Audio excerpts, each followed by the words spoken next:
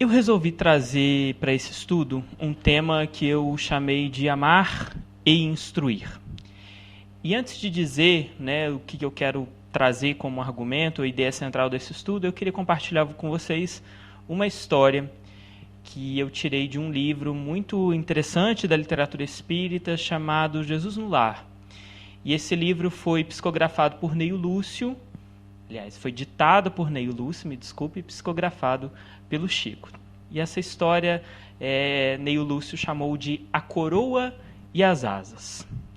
A história começa contando que Jesus teria contado para alguns de seus discípulos uma história de um homem de verdade, um homem que era amante da verdade. Esse homem havia descoberto que se ele se dedicasse prontamente, de uma forma bastante profunda e comprometida, ele poderia alcançar, através do aprimoramento intelectual, a sua divina sabedoria. Então ele queria, por ser um homem amante da verdade, encontrar a tal divina sabedoria através de um esforço bastante efetivo em relação à busca do conhecimento. E ele então partiu e seguiu adiante em busca desse objetivo. Mas como nós sabemos, a busca do conhecimento, do mundo das coisas, da ciência de um modo geral, ele é um caminho bastante tortuoso, difícil, complexo, há muitos picos e vales. É um caminho, de alguma maneira, um tanto labiríntico, escuro, onde a gente vai encontrar diversas dificuldades. Mas ainda assim, como esse homem estava bastante comprometido com o seu ideal, ele ia, à medida que a marcha avançava, se adaptando às necessidades do caminho. E um detalhe na narrativa de Jesus, de acordo com Neio Lúcio, chamou a atenção nessa história, que diz respeito à indumentária, ou seja, as roupas em relação às quais esse homem se servia para seguir o seu caminho. Porque, como eu disse, era um caminho bastante difícil. Ora sentia calor, sentia frio, era escuro, tinha pedras no caminho, era fundo, tinha barro, etc. Então, à medida que ele avançava, ele ia trocando de roupa de acordo com as necessidades desse caminho. E então ele seguiu adiante, mais adiante, até que ele alcançou, em um determinado ponto, aquilo que a gente poderia falar de um determinado cume, ou seja, um ponto de culminância nessa trajetória. E então, quando ele atinge esse ponto de culminância, ele encontra um representante de Deus, um emissário do Senhor que vem até ele e lhe parabeniza por ter chegado até aquele lugar, reconhecendo todo aquele esforço, toda aquela dificuldade para chegar até ali. E então aquele homem que era amante da verdade recebe desse emissário do Senhor uma coroa luminosa, uma espécie de uma auréola que ficava sobre a sua cabeça e que, portanto, passaria daquele momento em diante a iluminar, literalmente, o seu caminho. E aquele homem, então, bastante feliz de ter alcançado então o seu objetivo, ele corre para seguir adiante como se ele estivesse prestes a atingir aquele objetivo inicial, que era o de atingir a divina sabedoria e de estar, portanto, ao lado do trono divino junto de Deus. Mas aquele emissário do Senhor, reconhecendo aquela ansiedade do homem de verdade, ele diz o seguinte: olha, calma, vá um pouco mais devagar. Você recebeu uma coroa agora. Para que você consiga alcançar a divina sabedoria, você vai precisar de asas. Asas para que você possa voar mais alto e alcançar, então, essa tal divina sabedoria. E para que você consiga essas asas, você deve retomar o seu caminho do início e fazer uma revisão dos seus passos. E aí sim, depois de atingir novamente esse ponto aqui em que nós estamos, você poderá alcançar esse seu objetivo final. E então aquele homem, embora ainda não tendo alcançado o seu objetivo final, saiu satisfeito, porque ele havia recebido um reconhecimento e também uma coroa de um anjo dos céus, né? E então ele, cumprindo a recomendação daquele anjo, ele inicia novamente a sua marcha. Só que agora, diferentemente da sua primeira incursão, ele trazia sobre a sua cabeça uma coroa luminosa. Então o caminho para ele já não seria mais tão difícil. E ele já conhecia aquela estrada, aquele percurso, e tendo, portanto, uma luz sobre a sua cabeça, tudo pareceu um pouco mais fácil, né? Não é verdade? Ele foi caminhando, reconhecendo o caminho. E ele pôde, a partir daquele instante, também, diante dessas novas condições, observar um pouco mais as pessoas que, assim como ele, faziam aquele caminho pela primeira vez. E quando ele se deteve no olhar em relação àquelas pessoas, ele não conseguiu conter enormemente o seu riso, a sua zombaria. Sim, ele achava graça das outras pessoas, de vê-los usando roupas sujas, estragadas, sandálias descosturadas, roupas rasgadas, sujas. E ele observava o movimento daquelas pessoas totalmente vacilantes, incertas, em dúvida com relação ao seu caminho, e começou a rir, a achar graça, ironizava, zombava daquelas pessoas. O seu sarcasmo era tanto que alguns dos seus colegas chegavam a desistir, achavam que não tinham a capacidade ou a competência necessária para seguir naquele caminho rumo ao conhecimento. E então, assim, ele seguiu, achando graça dos seus companheiros, e ele atinge novamente aquele ponto onde ele havia encontrado uma vez o anjo da guarda, um anjo do Senhor. E agora, então, ele estava bastante feliz, né, porque ele, então, enfim, receberia as tais asas de que ele tanto anelava, que ele tanto cobiçava para poder alcançar o trono divino ou a divina sabedoria. Mas, como podemos imaginar, aquele anjo chega exatamente naquele ponto de culminância, aproxima-se daquele homem amante da verdade e, com um semblante muito triste, lhe dirige algumas palavras, dizendo, por exemplo, que a roupagem das outras pessoas que tinham rendido a ele um sarcasmo inútil e pueril era a mesma de que ele havia se servido para elevar-se. Ao mesmo tempo em que ele ainda se encontrava, assim como seus colegas, frágil e semicego. E que as asas de luz que ele tanto anelava, que ele tanto desejava para erguer-se ao trono divino, somente lhe seriam dadas quando ele edificasse o amor no íntimo do teu coração. Faltavam ainda aquele homem de verdade, piedade e entendimento. E para que ele alcançasse aquilo, ele deveria voltar mais uma vez no início daquele caminho, daquele percurso, demoradamente, e auxiliasse os seus semelhantes, sem o que ele jamais conseguiria equilibrar-se no céu. De acordo com Ney Lúcio, Jesus teria encerrado essa história com as seguintes palavras: há muitas almas na terra ostentando a luminosa coroa da ciência, mas de coração adormecido na impiedade, salientando-se no sarcasmo pueril e na censura indébita. Envenenadas pela incompreensão, exigentes e cruéis, fulminam os companheiros mais fracos no entendimento ou na cultura, ao invés de estender-lhes as mãos fraternais, reconhecendo que também já foram assim, tateantes e imperfeitos. Pessoal, como eu disse, eu resolvi trazer esse texto para poder iniciar ou introduzir um estudo sobre o tema amar e instruir, porque de alguma maneira tenho andado um pouco preocupado com algum movimento, e aí eu acho que boa parte das reflexões desse estudo eles podem ser estendidos de alguma forma para o campo religioso de um modo geral, mas na medida do possível eu vou me ater um pouco mais ao movimento espírita, né, para que a gente não fique falando dos outros, vamos falar de nós mesmos. E também é o espaço em relação ao qual eu tenho mais conhecimento por ter nascido, como se diz, em berço espírita.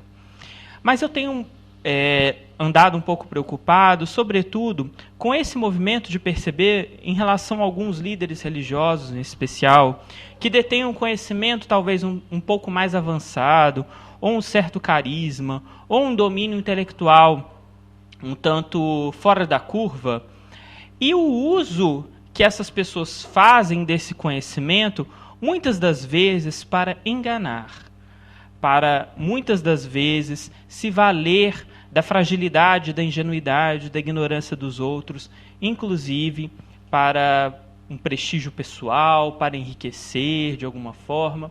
E acho que a gente observa isso também dentro do movimento espírita, de alguma forma, quando a gente vê também pessoas muito arrogantes, presunçosas, que acham que sabem demais, que acham que sabem mais do que os outros, né?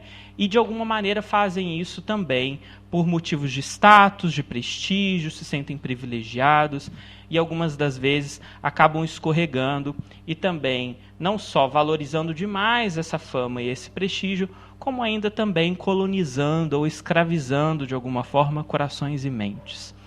E acho que quando a gente fala disso, não só no meio espírita, mas no meio religioso de um modo geral, a gente está falando de uma situação um tanto grave.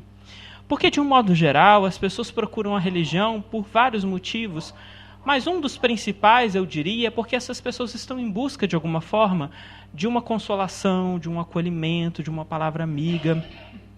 Então, é um terreno, digamos assim, bastante fértil, ou em relação a essas pessoas que buscam com esse objetivo, elas se encontram, às vezes, numa situação de vulnerabilidade emocional. Então, essas pessoas se valem disso, inclusive para poder fazer maldade, né, grosso modo dizendo. Então, acho que é preciso fazer com que a gente se atente para esse fato, sobretudo quando a gente pensa em relação ao conhecimento que a gente adquire nesses espaços onde a gente está ou em momentos como esse em que a gente se encontra. E acho que a gente vive um cenário também bastante peculiar do ponto de vista do desenvolvimento da humanidade ou do desenvolvimento civilizatório, quando a gente observa uma tentativa de um resgate, digamos assim, de algumas costumes, hábitos e práticas, tendo em vista o contexto que a gente sai, que ainda é muito recente, a gente não pensa, mas é muito recente o cenário de pandemia, de uma emergência sanitária global que a gente viveu, e agora a gente está tentando retomar as coisas, e a gente vai nos lugares e observa, por exemplo, dentro dos centros espíritas, poucos trabalhadores dispostos, aqueles mesmos de sempre, tentando carregar aquelas atividades, ou seja, pessoas muitas das vezes pouco dispostas ao trabalho de ajuda, de auxílio, né? Então a gente observa isso com uma certa preocupação, porque a necessidade de divisão e de compartilhamento ela é bastante premente, né? No início falávamos aqui, o Renato próprio deu um testemunho aqui hoje da dificuldade, por exemplo, de ter pessoas dispostas a fazer o trabalho da divulgação espírita, que é tão importante como vários espíritos já salientaram. Então, diante de todo esse contexto de bastante preocupação, como eu ia dizendo, eu relembrei uma das frases mais célebres e que a gente ouve o tempo todo dentro dos centros espíritas, que é quando o Espírito de Verdade, lá no capítulo 6, no item 5 do Evangelho segundo o Espiritismo, o Espírito de Verdade teria registrado: Espíritas, amai-vos, eis o primeiro mandamento, instruí-vos, eis o segundo.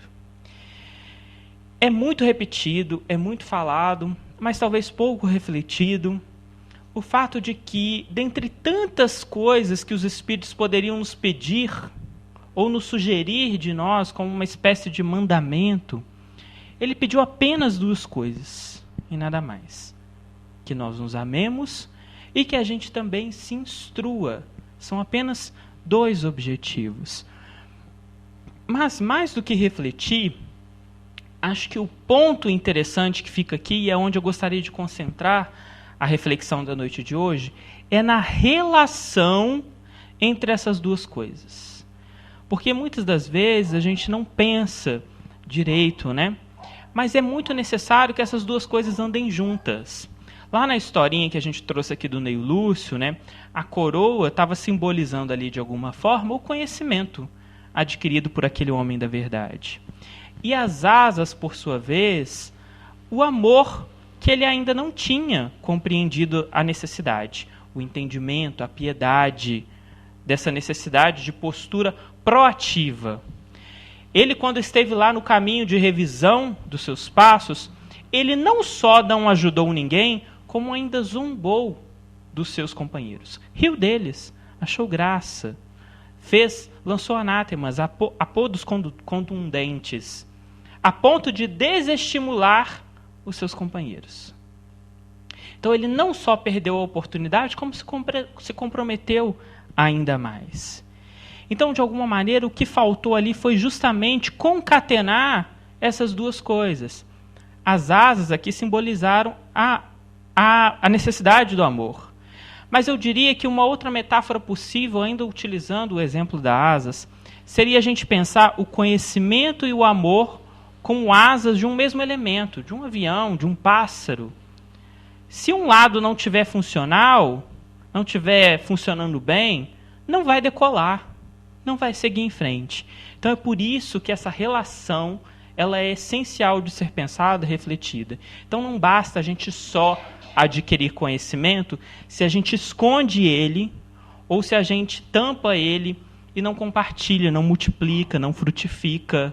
É com base nesse argumento que a gente segue adiante.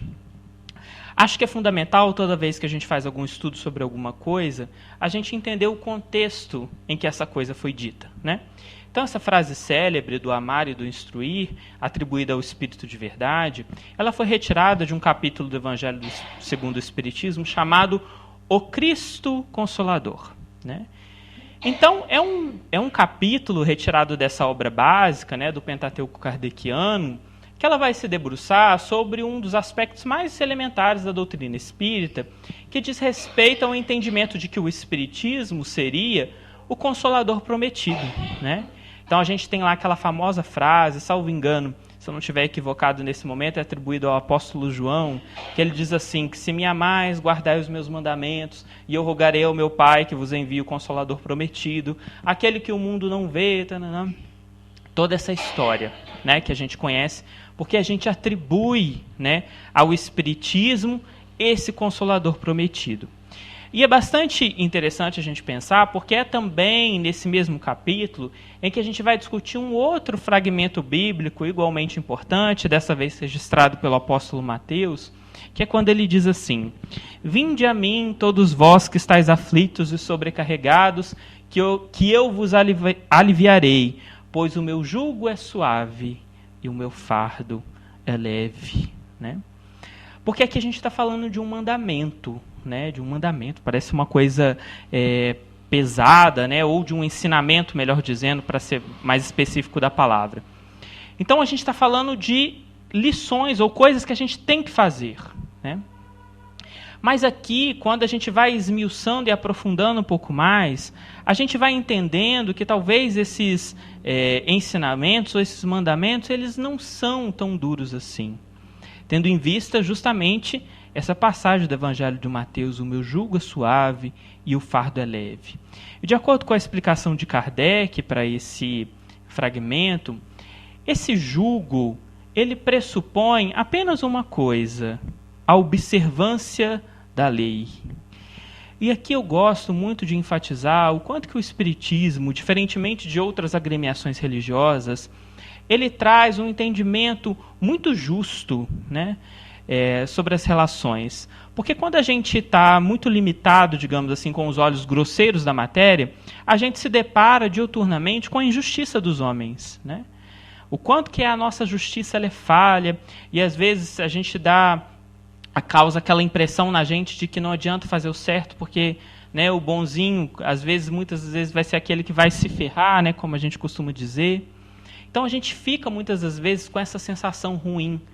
Mas é porque a gente está ainda muito limitado, digamos assim, do ponto de vista encarnatório. Porque do ponto de vista espiritual, né, daquilo que transcende, que é sublime, essa justiça divina ela não é falha. E ela pressupõe a organização de uma lei, de um código de ética, de um código moral que é válido para todo mundo indistintamente.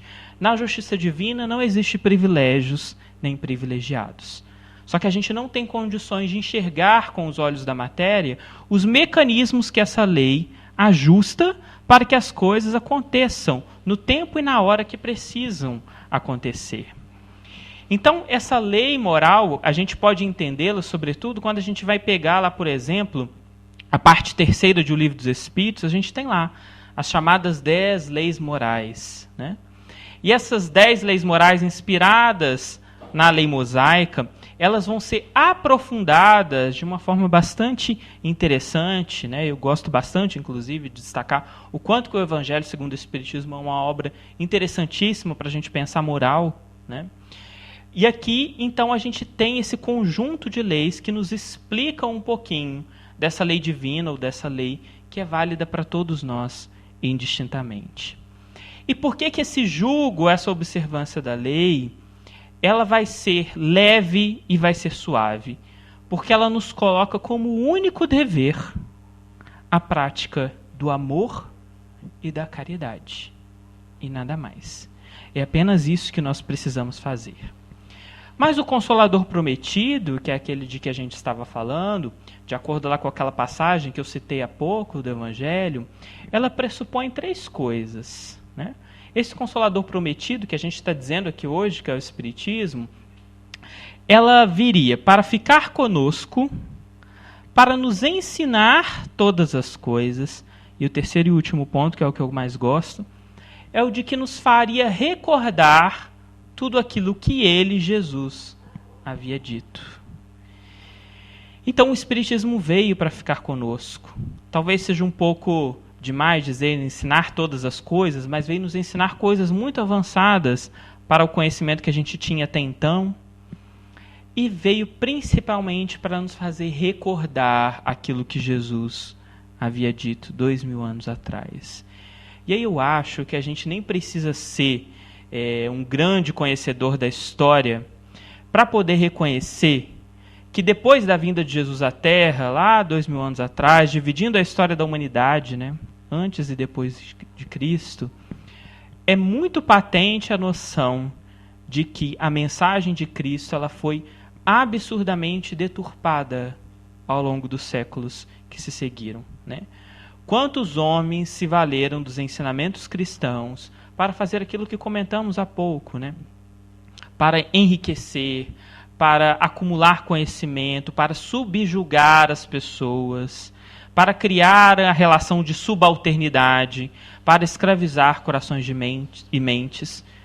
E parece que é uma coisa que ficou lá na Idade Média, mas não. Até hoje a gente ainda observa essas coisas acontecendo, essa mensagem de Cristo constantemente sendo vilipendiada pelos homens para interesses mesquinhos. Então é por isso que o Espiritismo é tão importante, porque ele tem o papel e o objetivo de nos fazer, olha, vamos voltar lá atrás? Vamos pensar lá no cristianismo dos primeiros dias, aquelas lições de Jesus, aquele trabalho ali com os espíritos, aquela paciência absurda, aquele trabalho de você, de fato, se aproximar das pessoas, se interessar pelo que é humano, sem fazer distinções alguma. Então, é desse cristianismo que a gente precisa resgatar e que o Espiritismo tem o papel de nos fazer recordar, relembrar. E é por isso que dizemos do cristianismo redivivo, do cristianismo dos primeiros dias. Isso me faz pensar no quanto que é necessário a gente, inclusive, refletir também, raciocinar sobre o espaço da religião em nossas vidas. E acho que, historicamente também, a gente observa alguns movimentos interessantes, né? Alguns pensadores, a galera lá das ciências sociais, de humanidades, inclusive, elas vão dizer, né, que a partir ali, sobretudo dos anos 1500, mas se intensificando a partir do século XIX, houve uma mudança que eles resolveram chamar de um processo de secularização, que é quando a gente observa que a religião ela deixa de fazer parte do centro da vida das pessoas. Por exemplo, antigamente, né, na história, o Estado e a Igreja eram praticamente uma coisa só, né, tamanha a relação intrínseca. E à medida que isso vai saindo, a religião ela deixa de fazer parte do centro da vida das pessoas, mas ainda assim continua sendo muito importante nas sociedades como um todo, né? E à medida que o tempo vai passando, isso vai se transformando em relação à forma como a gente vivencia e experiencia a religião. E eu vou chamar a atenção aqui para 2 posturas que eu observo ainda hoje, que eu acho que são fundamentais da gente pensar sobre o espaço da religião em nossas vidas. O primeiro deles é quando a gente ouve aquelas pessoas que têm um comportamento do tipo, eu tenho certeza que a partir do momento em que eu aceitar Jesus na minha vida, ele vai vir e vai operar o milagre, né? Ou seja, é aquela postura daquela pessoa que acha que a religião é aquela panaceia ou aquela bengala para poder lidar com todos os nossos problemas. E a gente vai ver que não é bem assim. E o Espiritismo vem nos esclarecer que realmente não é assim. Porque não adianta a gente sentar na nossa cadeira, cruzar os nossos braços e acreditar que Jesus, que os orixás ou que os amigos espirituais vão vir resolver os nossos problemas, porque eles não vão. É preciso que a gente tenha uma postura ativa em relação à vida, né? E é claro que a religião vai ajudar, a prece vai ajudar demais, os espíritos, os deuses, os orixás, os santos, todos eles vão nos ajudar. Mas é preciso a gente agir. Uma outra postura que eu acho igualmente grave, digamos assim, né, em relação às pessoas com a religião, são aquelas que parecem viver em um constante e exclusivo modelo de vida de adoração, de contemplação. Então, aquelas pessoas que apenas ficam lá rezando, fechadas, né, nos seus santuários, nos seus altares, nos seus monastérios, seja lá onde for, e ficam lá apenas rezando, louvando, adorando, etc. Né? É importante rezar? Claro que sim. O Espiritismo está dizendo lá dos objetivos da prece, por exemplo, louvar, pedir e agradecer. Mas acho interessante aquela frase que diz assim, que são mais santas as mãos que estendem para ajudar o próximo do que aquelas que só rezam. Então, é preciso fazer com que esse movimento, né, ou essa fé que a gente diz professar, essa doutrina, essa forma pensamento, ela se transforma em atitudes, em exemplos. Só que, infelizmente, a gente observa essa postura. E a gente acha, fulano lá tem muita fé, ele reza muito, né? E lógico, gente, não estou fazendo nenhuma condenação à postura da fé, da religião, da adoração. As pessoas podem fazer o que quiserem, da forma como quiserem. Mas para nós espíritas, que temos esse conhecimento, para nós não basta rezar. É preciso um pouco mais. É preciso ir além disso.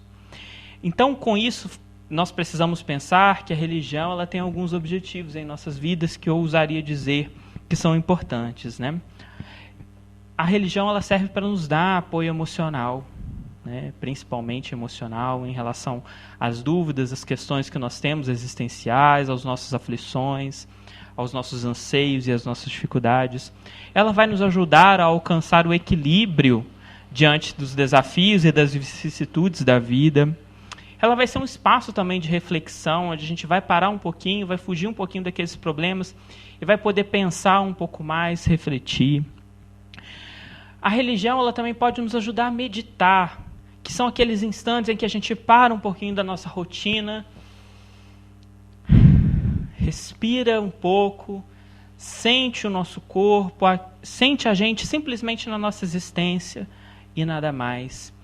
E vai ser também aquele espaço também muito ligado à origem da sua palavra, né, que vem do latim religare, que é o espírito da comunhão, aquela coisa de pensar o que a gente tem em comum, principalmente das pessoas, né, que têm um pensamento, uma forma de entender o mundo e a vida muito parecida, semelhante, e essa maneira nos comunga, nos faz agir em conjunto, em coletivo, em união. E o Espiritismo, portanto, eu ousaria dizer, tem essa capacidade de, mais uma vez, iluminar as nossas consciências, de nos trazer respostas para as muitas das questões que nós temos em relação às nossas vidas, a quem nós somos, de onde viemos, para onde vamos. O Espiritismo nos permite perceber essas dúvidas que são essenciais na história da humanidade. Ao longo da história da humanidade, filosofia, ciência, religião, arte estiveram se debruçando sobre essas questões. E o Espiritismo oferece respostas lógicas e racionais para todas elas.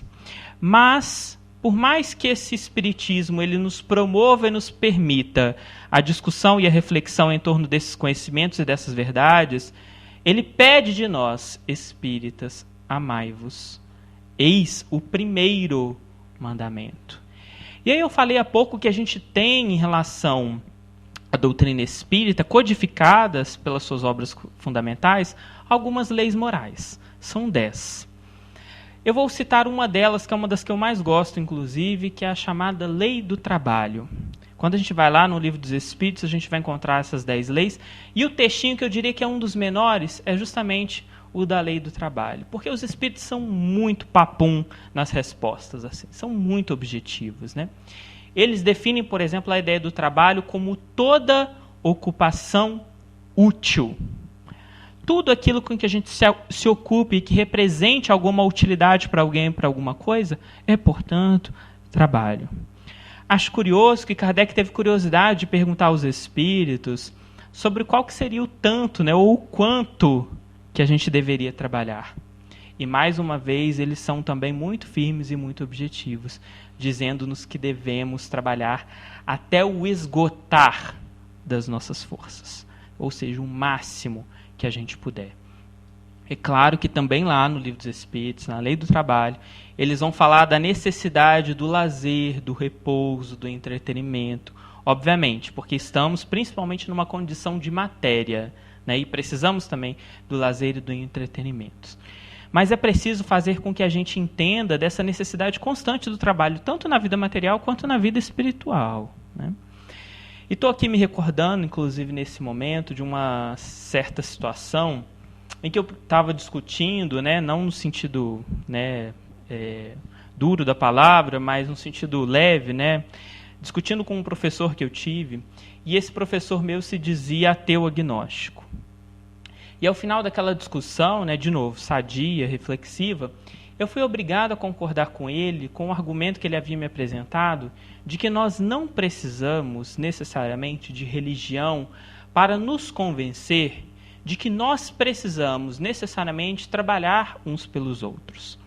Porque na visão dele, basta que a gente tenha olhos de ver e ouvidos de ouvir para perceber o mundo como ele é e as coisas como elas são, para perceber as diferenças, as disparidades e as desigualdades que estão em volta de nós. E não precisamos jamais ir muito longe.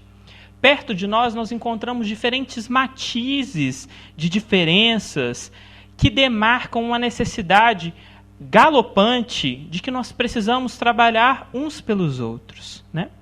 De uma forma bastante resumida, basta a gente reconhecer que no nosso mundo em que a gente vive, na nossa casa, no nosso bairro, na nossa cidade, no nosso país, no mundo em que a gente está, nós temos pessoas extremamente fortes, esbanjando vigor físico, e outras pessoas fracas, que não conseguem, que não têm condições de fazer, às vezes, sequer suas necessidades básicas. Nós temos pessoas que ostentam o poder aquisitivo, os recursos financeiros e materiais. E há outras tantas pessoas que não têm sequer um saneamento básico dentro de casa, uma água corrente. Há no nosso mundo pessoas completamente letradas, grandes intelectuais, sabedores de muitas coisas, do mundo das letras, das artes, das ciências de um modo geral. Mas há outras pessoas, às vezes, extremamente ignorantes. Muitas delas, inclusive, que não tiveram oportunidade de uma escolarização, têm dificuldades, às vezes, de escrever o próprio nome. Há pessoas extremamente boas, capazes de doar aqui, até o que não tem, se pudesse. Até aquilo que não tem, ela dá. E há pessoas que, às vezes, são extremamente mesquinhas, egoístas, e que não dividem nem o muito que têm. Então, diante dessas diferenças, ele me convenceu, e eu fui obrigado a concordar, que vendo o mundo tal como ele é, a gente, de fato, precisa necessariamente fazer com que o forte trabalhe pelo fraco, o sadio ajude o doente, o rico divida um pouco com o pobre, e que a gente consiga, de alguma maneira, compartilhar as coisas para que o mundo seja menos díspare. E acho que o ponto que o Espiritismo vem justamente contribuir com toda essa discussão é justamente no entrelaçamento, que foi justamente o ponto que eu trouxe lá atrás. Essa necessidade de unir coisas que aparentemente parecem distantes, que é o conhecimento e o amor, né? O Espiritismo vem justamente fazer essa lição. E quando a gente está dentro do meio espírita, né, eu ouvi desde sempre, desde muito pequeno, e ouço ainda de vez em quando, algumas pessoas dizerem assim, eu não consigo ainda fazer a caridade, né, ou exercitar o amor, porque me falta tempo. Mas quando eu aposentar, vocês podem ter certeza que eu vou começar a trabalhar. Né? A gente ouve muito isso dentro do centro espírita. E aí, eu acho até interessante, porque demonstra uma predisposição da pessoa ao trabalho. Mas talvez um conhecimento muito parcial do que é a ideia de caridade. Né? Eu gosto sempre de relembrar a questão 886 do Livro dos Espíritos. Qual o verdadeiro sentido da palavra caridade, conforme entendia Jesus? A resposta são apenas 3 letras, que é facinho da gente decorar. B e P, BIP. Benevolência para com todos, indulgência para com as imperfeições alheias, perdão das ofensas. Então é claro que se a gente se envolver com algum trabalho beneficente no centro espírita ou fora dele, onde quer que seja, a gente vai estar sendo benevolente, com certeza. Mas caridade não é só isso. Caridade é também a gente ser indulgente, paciente, tolerante com o outro que está à minha volta. É a gente também saber perdoar a todo instante. Então, tendo em vista esse conhecimento mais profundo do que é fazer caridade, a gente pode perceber que talvez a gente não precise ter esse tempo todo para fazer caridade. E eu diria mais, eu diria que a oportunidade, o convite para fazer a caridade, ele quase que bate na nossa porta todos os dias. Porque todo dia tem alguém testando a nossa paciência, todo dia tem alguém nos ofendendo, nos perturbando, nos incomodando de alguma forma. E todo dia ali o exercício da gente fazer a nossa caridade, de ajudar para que as coisas não sejam assim. Mas também a necessidade de dividir. E muitas das vezes o que esse outro vai pedir da gente é muito pouco. Às vezes é só um ouvido. Às vezes é só um olhar de acolhimento, de compreensão, um ombro amigo e nada mais. Basta que a gente precise de olhos de ver e ouvidos de ouvir para ter atenção com essa necessidade que bate na nossa porta. Mas o que a gente observa de uma forma mais contumaz no nosso dia a dia é cada vez mais a prevalência ou uma hegemonia de um individualismo que me parece cada vez mais assombroso, enorme na nossa sociedade. Né? As pessoas cada vez mais têm uma coisa absurda com o eu, né? Ou com o meu também. Né? E elas estão dispostas a, em face do seu desejo, subtrair qualquer oportunidade ou direito ou espaço que seja do outro. E a gente vê isso todos os dias no trânsito. Né? Quantas pessoas furando as filas, né? Quantas pessoas se aproveitando, às vezes, de pequenas oportunidades para fazer aquele famoso jeitinho brasileiro para as coisas, né? E passar na frente do outro. Então, às vezes, a pessoa não só está perdendo a oportunidade de ser paciente, de ser tolerante, como ainda está violentando a oportunidade do outro conseguir alguma coisa. E basta a gente estar num espaço público qualquer que a gente observa isso. No transporte público, no trânsito, dentro de um shopping center. Para quem mora em condomínio, eu tenho certeza que sabe muito bem como que é difícil, às vezes, porque as pessoas querem simplesmente que a sua vontade prevaleça em relação ao dos outros. Então, o espírito de coletividade na nossa sociedade está cada vez mais absurdo. E nós recebemos impulsos o tempo todo justamente para manter isso, esse individualismo. É o meu espaço, o meu lugar, né? E a gente gasta caríssimo hoje em dia porque a gente quer ser VIP em alguma coisa, a gente quer ter não sei quantas estrelas, a gente quer ter um espaço premium, participar do lugar gourmet, e a gente quer ter cada vez mais vantagens e vantagens. Há pessoas que gastam rios de dinheiro para ter uma coisa que ninguém mais tem, que é a ideia de exclusividade. E eu fico assim perplexo com isso, porque eu não sei em que ponto do desenvolvimento da história da humanidade a gente se perdeu a ponto de as pessoas acharem que elas precisam ter algo que ninguém mais tem. E qual que é a necessidade disso? Porque se sente especial? Se sente melhor do que o outro? Então eu acho que a gente vive, de fato, numa sociedade que tem demonstrado certos valores muito doentios, muito graves, e eu acho que nós, espíritas, precisamos muito rever essas nossas concepções para que a gente não se deixe levar. Tendo em vista, sobretudo, que nós pregamos e trazemos como um dos dos elementos centrais do nosso pensamento a figura de Jesus, que exemplificou, entre várias outras coisas, a ideia da abnegação e a ideia do devotamento. Então, que a gente possa se observar enquanto espíritas, lembrando-nos desses exemplos do cristianismo.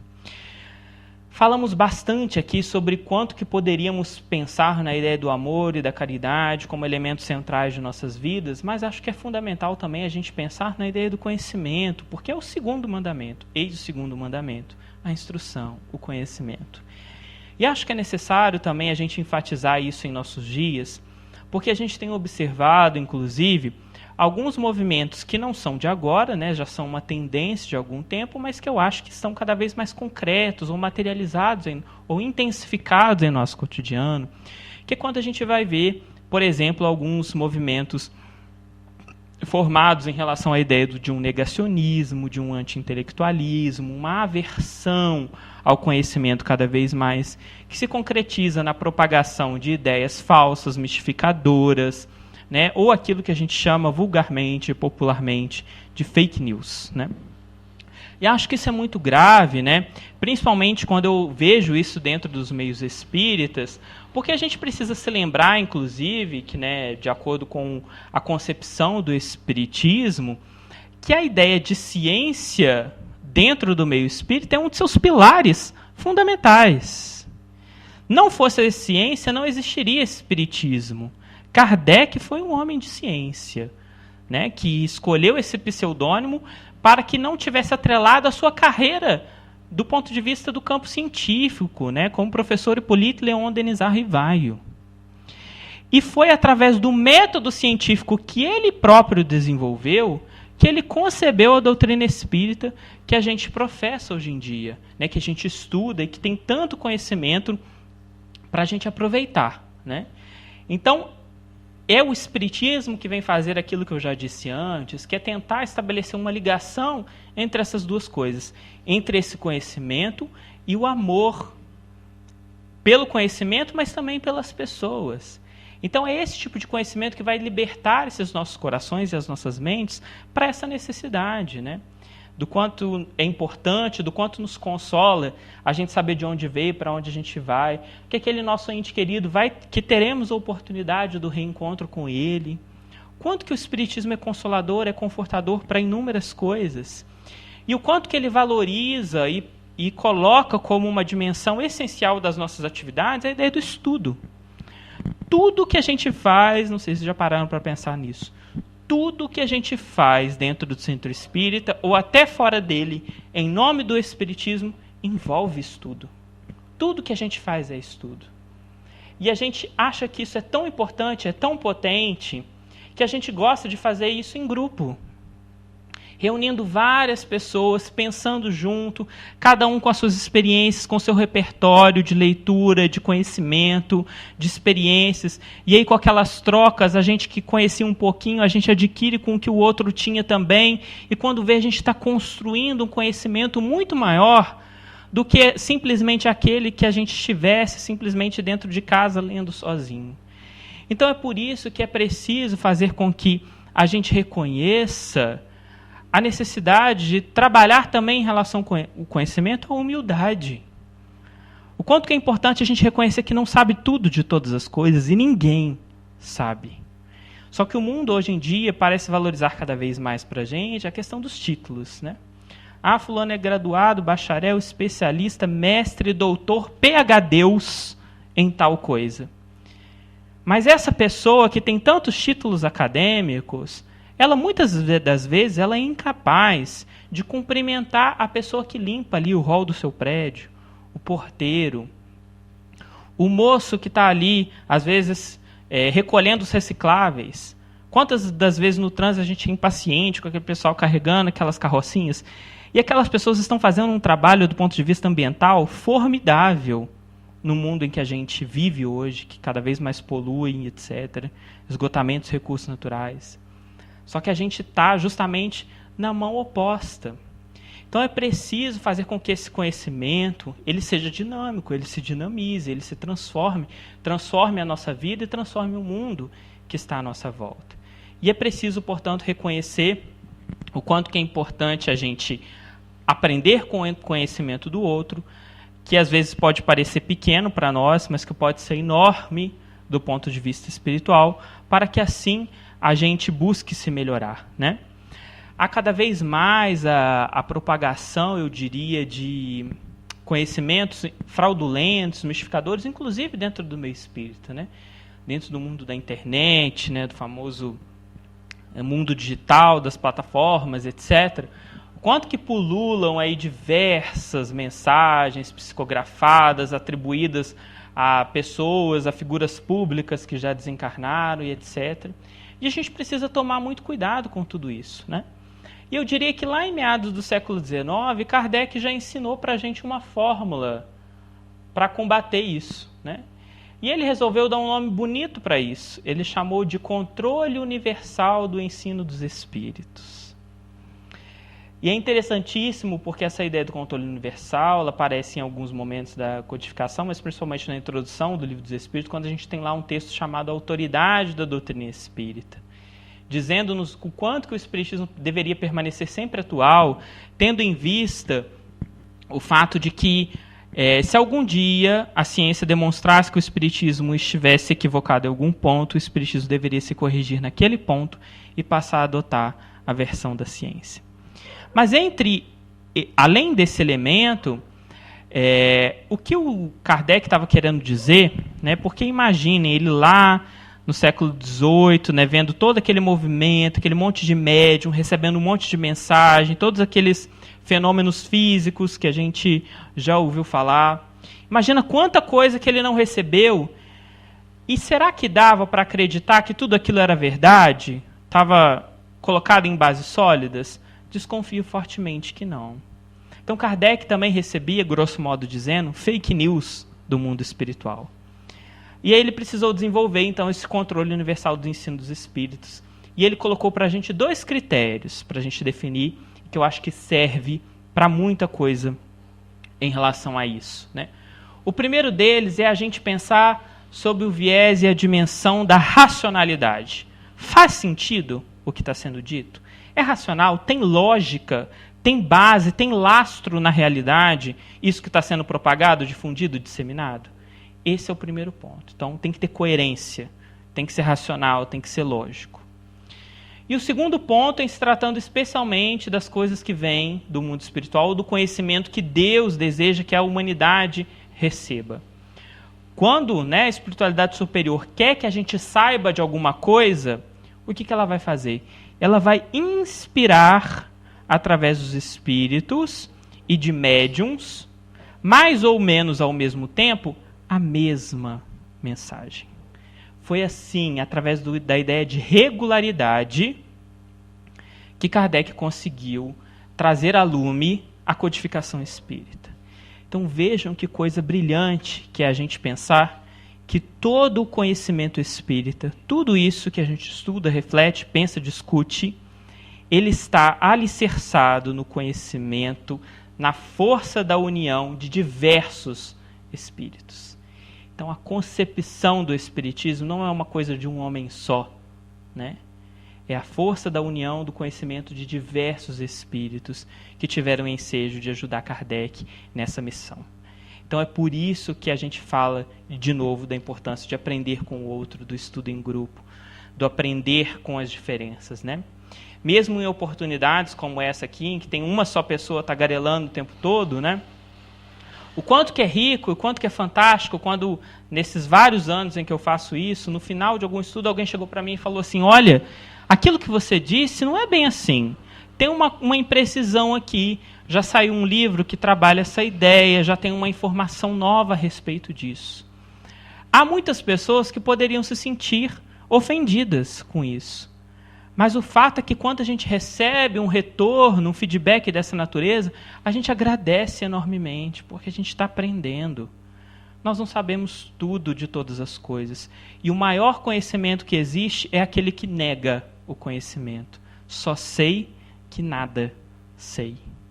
Porque aqui reside justamente o espírito da humildade, e do reconhecimento de que nós não sabemos tudo de todas as coisas e que nós temos sempre muito a aprender. O Espiritismo, inclusive, nos conclama a aprendermos sobre nós mesmos, através do autoconhecimento. Quantas coisas que a gente ignora e desconhece sobre nós mesmos. E que é só assim, portanto, através da união, através desse equilíbrio, dessa concatenação de energias, foco entre amor e instrução, é que a gente vai conseguir verdadeiramente alçar voos maiores, para que algum dia a gente, assim como o homem amante da verdade, a gente alcance lá o trono divino e faça voos mais altos. Pessoal, já encerrando essa nossa reflexão, eu comecei com uma historinha, uma mensagem de Ney Lúcio, e vou terminar com ele, só que dessa vez numa outra mensagem, num outro texto, do mesmo livro, Jesus no Lar, Espírito Ney Lúcio, psicografia do Chico Xavier, e dessa vez intitulada O Mensageiro de Amor.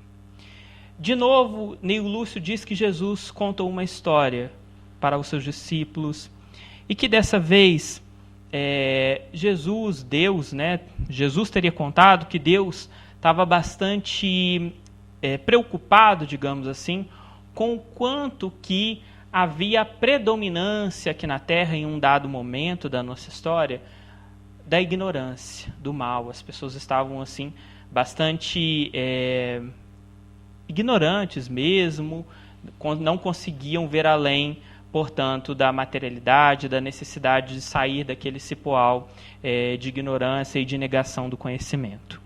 E então, para poder tentar impulsionar o movimento de progresso através das ideias, ele resolveu enviar alguns emissários aqui na Terra, alguns espíritos missionários, para poder tirar, portanto, a sociedade, o mundo, a humanidade daquele contexto da perversidade, do mal, da crueldade.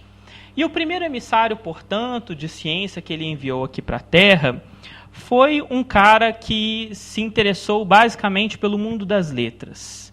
E ele se tornou um exímio professor. E bastante interessado, portanto, pelas obras, pela literatura, pelos livros. Ele se embrenhou em bibliotecas e livrarias, e lendo muitas obras e produzindo também muito conhecimento, ficou bastante fechado naquele reduto ali dos seus pares, de outros professores e de outros cientistas, e não produziu muito com aquele conhecimento, porque ele achava, inclusive, que as pessoas, de um modo geral, a sociedade de um modo geral, era ignorante demais para entender o quão sofisticado era aquele conhecimento que ele estava trazendo para o mundo. Deus teria ficado bastante decepcionado, frustrado com essa primeira incursão, resolveu enviar um segundo emissário, um segundo mensageiro da ciência. E esse, por sua vez, se tornou um médico admirado. Foi um homem que se interessou ali, basicamente, pelo mundo das doenças e do tratamento dessas doenças. E ficou ali preso nos seus laboratórios, nos redutos de saúde, para que pudesse elaborar e trabalhar com tratamentos, ervas, medicamentos para curar. Mas havia um detalhe: esse homem só se interessava pelas enfermidades de algumas figuras importantes, dizendo, inclusive, que a plebe era mesquinha demais para alcançar a sofisticação daquele tratamento que ele estava elaborando. Novamente, Deus ficou muito triste com a vinda desse segundo emissário de ciência, resolveu enviar um terceiro. O terceiro mensageiro da ciência se tornou um guerreiro célebre. Foi um homem que trouxe ali o mundo da estratégia, do cálculo, e se interessou, sobretudo, pela lógica do domínio das nações. E, por isso, acabou se aproximando de ditadores e de pessoas dominadoras que estavam preocupadas em travar guerras sanguinolentas para expandir territórios numa sanha bastante imperialista. Obviamente, Deus ficou mais uma vez frustrado com aquele emissário de ciência, enviou um quarto. Esse quarto emissário da ciência se tornou um primoroso artista. Foi um homem que adorava o mundo das artes e se interessou basicamente pelo mundo da música. Compôs canções belíssimas, composições extraordinárias, que em muitos casos apenas acalantaram o prazer provisório de grandes salões de festas e de pessoas importantes. E ele também, assim como os demais, achava que as suas canções e as suas músicas eram demais, eram muito sofisticadas para as pessoas comuns. Obviamente, Deus, já bastante cansado de ter enviado 4 mensageiros de ciência, resolveu enviar, por fim, um mensageiro de amor. Esse mensageiro enxergou todos os quadros da terra com imensa piedade. Ele se compadeceu, inclusive, do professor, do médico, do guerreiro e do artista. Tanto quanto se comoveu ante a desventura e a selvageria da multidão, e decidindo a trabalhar em nome de Deus, transformou-se num servo diligente de todos. Passou a agir em benefício de todos, e identificado com o povo a que viera servir, ele sabia se desculpar infinitamente e repetir 1000 vezes a mesma lição e o mesmo ensinamento. E apesar de todas as traições, perseguições que ele sofrera ao longo da sua trajetória, ainda assim ele manteve firme diante do seu propósito. E se fazendo o último de todos, ele conseguiu acender a luz da fé renovadora e da bondade pura no coração das criaturas terrestres, elevando-as a mais alto nível, com plena vitória na divina missão a que fora investido. Jesus, ao finalizar essa história, teria se dirigido aos seus discípulos e falado as seguintes palavras: cultura e santificação representam forças inseparáveis da glória espiritual. A sabedoria e o amor são as 2 asas dos anjos que alçaram o trono divino.